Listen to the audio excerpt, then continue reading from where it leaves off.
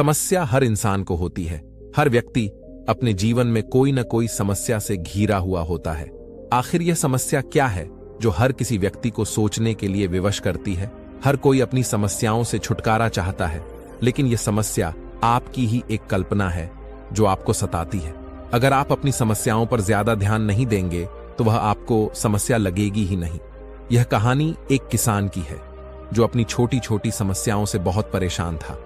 कई साल पहले शांतिपुर गांव में रहने वाला एक किसान काफी दुखी था। वह अपनी जिंदगी की हर छोटी से छोटी समस्याओं से परेशान रहता था और अपने दुख के बारे में लोगों को बताता रहता। उसने लगभग आधे गांव वालों को अपनी समस्या बताई थी। तब उन व्यक्तियों में से किसी एक ने सलाह दी कि तुम अपने जीवन में एक बार महात्मा बुद्ध के पास जाओ। वह इतने महान है कि वह हर किसी के समस्याओं का समाधान करते हैं और वह तुम्हारी परेशानी का भी जरूर कोई ना कोई समाधान जरूर निकालेंगे। उसे व्यक्ति की बात सुनकर कुछ समय बाद ही वह किसान महात्मा बुद्ध से मिलने पहुंच जाता है। तब वह सफर के दौरान अपने जैसे कई लोगों को परेशान देखता है, लेकिन फिर भी उसे ऐसा लगता है कि उसकी समस्या ही सबसे बड़ी है। फिर वह महात्मा बुद्ध के पास पहुंचकर उन्हें प्रणाम करता है और अपना परिचय देने लगता है कि मैं एक किसान हूं और खेतीबाड़ी करके अपना जीवन व्यापन करता हूं। मैं यहां आपके पास इसलिए आया हूं कि आप मुझे मेरी समस्याओं परेशानी का कुछ समाधान बताएं। दरअसल अक्सर मेरी की हुई मेहनत यानी मेरी फसल कई बार बहुत अच्छी होती है, लेकिन कई बार कुछ भी अच्छी नहीं होती है। मुझे उससे कुछ भी लाभ नहीं मिलता है और इस बात से मुझे बहुत परेशानी होती है कि मैं उसकी देखभाल करता हूं, उसकी हर समय खाद्य पानी डालता हूं, लेकिन फिर भी वह कई बर्बाद हो जाती है। मुझे इस चीज से बहुत परेशानी होती है। इतना कहकर किसान अपनी आगे की बात कहता है। मेरी पत्नी भी है जो मुझसे बहुत प्रेम करती है, मेरा ध्यान रखती है, पर कभी उसकी कई बातें मुझे बहुत परेशान करती है। जैसे कि वह हर समय मुझे किसी न किसी कारण कोई भी बात पर मेरे साथ बहसबाजी करती है। मैं उससे बहुत तंग आ गया हूं। मुझे तो कभी कभी ऐसा लगता है कि मैं अकेला रहता तो ही अच्छा था। अगर वह मेरे जीवन में नहीं आती तो मैं बहुत अच्छी तरीके से जिंदगी गुजार सकता था। इस तरह वह अपने जीवन की हर छोटी से छोटी समस्या बुद्ध को बताता है और बुद्ध भी किसान की बात ध्यान से सुन रहे थे।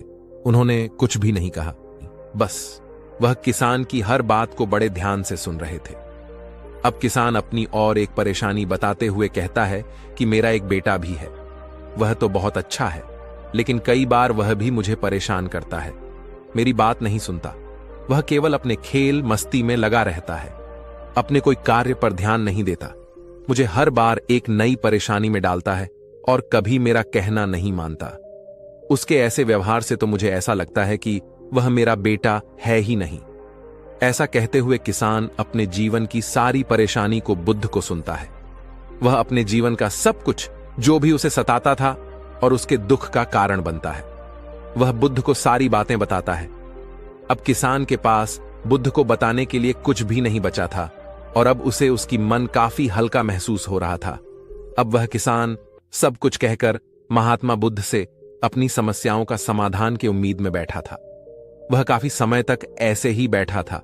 वह सोच में पड़ जाता है कि बुद्ध मेरी बात का जवाब क्यों नहीं दे रहे, और कुछ समय बाद वह किस पर बेसब्र होकर ऊंची आवाज में बुद्ध से पूछता है, आप मेरे बारे में सोच रहे हैं? क्या मेरी समस्या के बारे में आप कुछ भी नहीं कहेंगे? तब बुद्ध किसान से कहते हैं, मैं तुम्हारी किसी तरह से कोई भी मदद नहीं कर सकता। किसान को बुद्ध से ऐसे जवाब की कोई भी उम्मीद नहीं थी। वह तो उनका जवाब सुनकर हैरान हो गया था। उसे कुछ समझ नहीं आ रहा था। उसे अपने कानों पर भरोसा ही नहीं हो रहा था। उसने भगवान बुद्ध से पूछा कि क्या बोल रहे हो? क्या आप मेरी समस्या का कोई समाधान नहीं कर सकते? मैंने कई लोगों से सुना है कि आप हर किसी की परेशानी दूर करते हो, तो फिर मेरी समस्याओं का क्यों नहीं? मैं तो यहां समाधान की प्राप्ति के लिए आया था। तब बुद्ध अन्य किसी से कहते हैं, अगर किसी के जीवन में से एक समस्या जाती है तो तुरंत उसके जीवन दूसरी समस्या आती है। जैसे आज तुम्हारी एक समस्या का समाधान कर लोगे तो तुम्हें कल दूसरी समस्या का सामना करना पड़ेगा। यह एक जीवन का अटल सत्य है। बुद्ध की बात सुनकर कृष्ण को गुस्सा आता है और वह उन्हें बोलता है कि लोग तो आपको महात्मा कहते हैं, मैं तो लोगों से यह सुनकर आया हूं कि आप हर किसी की समस्या परेशानी दूर करते हैं और मेरी समस्या निवारण करने की बजाय आप मुझे फिजूल की बातें बता रहे हो। मैं तो यहां आपके पास समाधान के लिए आया था और मेरा आना व्यर्थ हो गया। सब लोग झूठे थे जिन्होंने मुझे कहा था कि वह सब की परेशानी दूर करते हैं। इतना कहकर वह किसान वहां से जाने लगता है। तभी बुद्ध भगवान कहते हैं कि जो तुमने मुझे समस्या बताई है, मैं उनका समाधान नहीं कर सकता, पर मैं तुम्हारी दूसरी परेशानी का निवारण जरूर कर सकता हूं। बुद्ध की बात सुनकर किसान हैरान हो जाता है और कहा, मैंने जो समस्या बताई है मुझे उसके अलावा और कोई समस्या नहीं है, और है भी तो मुझे उसके बारे में कैसे नहीं पता। बुद्ध उसे कहते हैं कि आपकी समस्या यह है कि आप लोग बिल्कुल नहीं चाहते हैं कि आपके जीवन में किसी तरह की समस्या हो, खुद को किसी तरह की समस्या ना हो। यह सोच रखना तुम्हारी दूसरी समस्याओं का कारण बनता है।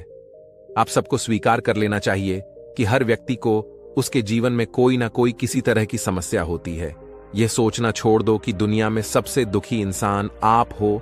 आपको हमेशा अपने आसपास भी देखना चाहिए। कई लोगों को आपसे ज्यादा परेशानी होती है और बाकी लोग भी किसी न किसी वजह से परेशान हैं और दुखी है।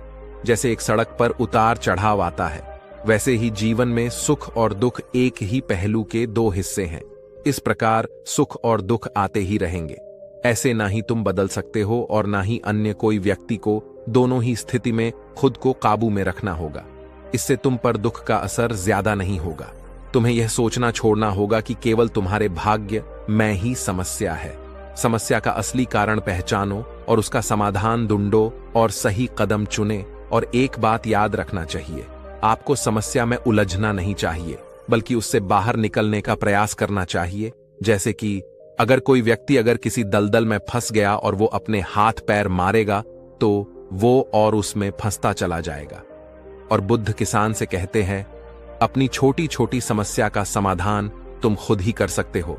तुम बस अपनी हर समस्या को पहचानो और उसका समाधान ढूंढो, क्योंकि समस्या में ही समाधान रहता है, जो कि बस अपने नजर पर, अपने सोच पर निर्भर है। अगर तुम अपनी समस्याओं को बड़ा समझोगे तो वह तुम में बड़ी लगेगी, और तुम उसे छोटा समझो तो छोटी लगेगी। इसलिए समस्या में उलझने के वजह है, उसमें समाधान ढूंढो। जीवन में दुख, समस्या, परेशानी आती ही रहेंगे। तुम बस हर परिस्थिति में सक्षम रहो और सामना करो। जीवन में कुछ भी लंबे समय तक कुछ नहीं रहता। बुद्ध की बात सुनकर किस उनके पैरों में गिर गया और उनसे माफी मांगने लगता है, और वह कहता है कि मैं समझ गया आप मुझसे क्या कहना चाह रहे थे, और उनसे आशीर्वाद लेकर वह अपने समस्याओं का खुद ही समाधान करने लगता है। इस कहानी से हमें यह सीख मिलती है कि हमें अपनी छोटी छोटी परेशानियों के लिए किसी से शिकायत नहीं करनी चाहिए, बल्कि उन परेशानियों का खुद से सामना करना चाहिए।